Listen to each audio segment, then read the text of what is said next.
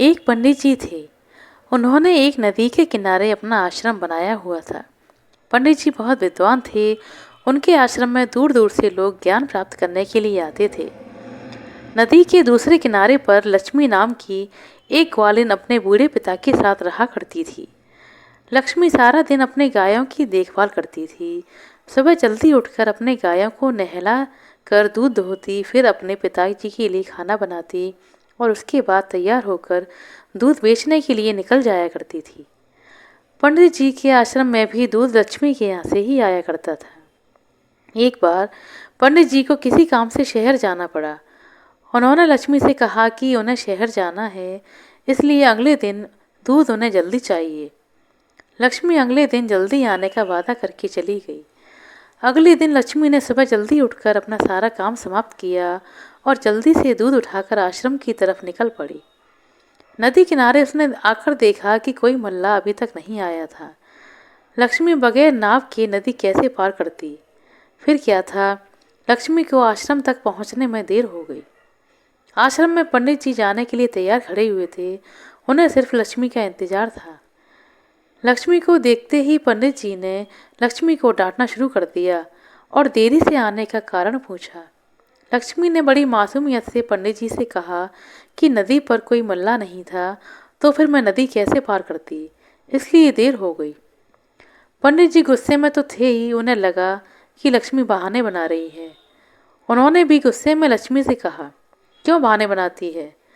लोग तो जीवन सागर को भगवान का नाम लेकर पार कर जाते हैं, तू एक छोटी सी नदी पार नहीं कर सकती। पंडित जी की बातों का लक्ष्मी पर बहुत गहरा प्रभाव पड़ा। दूसरे दिन भी जब लक्ष्मी दूध लेकर आश्रम जाने के लिए निकली तो नदी के किनारे मल्लाह नहीं था। लक्ष्मी ने मल्लाह का इंतजार नहीं किया। उसने भगवान को याद किया और पानी की सतह पर चलकर आसानी से नदी को पार कर लिया। इतनी जल्दी लक्ष्मी को आश्रम में देखकर पंडित जी हैरान रह गए। उन्हें पता था कि कोई मल्लाह इतनी जल्दी नदी के किनारे नहीं आता था।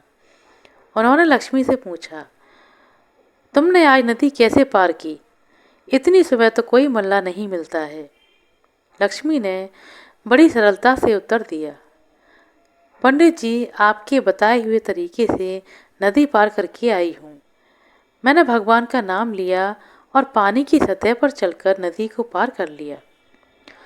पंडित जी को लक्ष्मी की बातों पर विश्वास नहीं हुआ।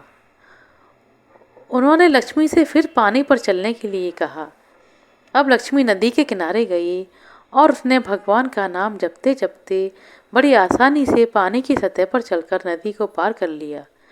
पंडित जी यह सब देखकर हैरान रह गए। उन्होंने भी लक्ष्मी की तरह नदी पार करनी चाहिए, पर नदी में उतरते समय उनका ध्यान अपनी धोती को गीली होने से बचाने में चला गया। वह पानी पर नहीं चल पाए और धड़ाम से पानी में गिर गए।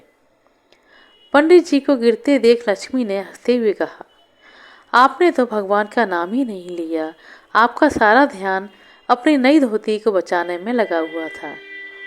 अब पंडित जी को अपनी गलती का एहसास हो गया और उन्हें अपने ज्ञान पर बहुत अभिमान था। लेकिन उन्होंने जान लिया कि भगवान को पाने के लिए किसी भी प्रकार के ज्ञान की आवश्यकता नहीं होती। भगवान को पाने के लिए सिर्फ सच्चे मन से उन्हें याद करने की आवश्यकता होती है। आशा करते हैं दोस्तों आपको हमारे द्वारा सुनाई गई छोटी सी कहानी अच्छी लगी होगी। कहानी पसंद आई हो तो कृपया लाइक कर दें, शेयर कर दें। चैनल पर नए हैं तो सब्सक्राइब कर लें। अपना कीमती समय देने के लिए